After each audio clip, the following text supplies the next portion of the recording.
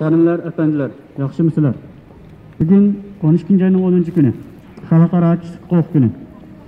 Biz Xitoy müstemlik kuchlarının Sharq Turkiston yurgizayotgan irqiy qirg'inchilikka qarshi ovozsiz Uyg'urning ovozi bo'lish hamda Sharq Turkiston xalqining ovozini dunyoga anglatish uchun bu yerga yig'ildik. O'sha damlarda ishg'oliyatga Sharq Turkistonda milyonlagan Uyg'ur, Qozoq, Qirg'iz qatorliq Sharq Turkiston xalqi 2. Dünya urushidan buyongi keng ko'lamli jazo lageriga tutqun qilinmoqda. Xitoy müstemlik kuchlari Sharq Turkiston xalqiga dunyo tarafidan hargiz takrorlanmaydi deyilgan irqiy qirg'inchilik olib bormoqda. Biz Sharq Turkistonlik bo'lish sifatimiz bilan Xitoy müstemlik kuchlarini insoniyatga qarshi bu jinoyatlarni darhol to'xtatishga va Sharq Turkistondagi ishg'oliyatini oxirlashtirishga chaqiramiz.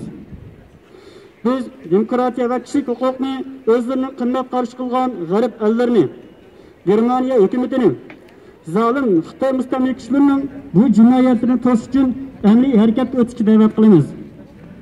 Shundaqla Germaniya hukumatidan Xitoy müstemlik kuchlarining Sharq Turkistondagi qirg'inchilikqa yordamlashgan Sharq Turkiston xalqini majburiy emgakka solgan Germaniya shirkatlariga tadbir qo'llanishini, qonun orqali ularning bu qilmishlarini to'sishga chaqiramiz va talab qilamiz.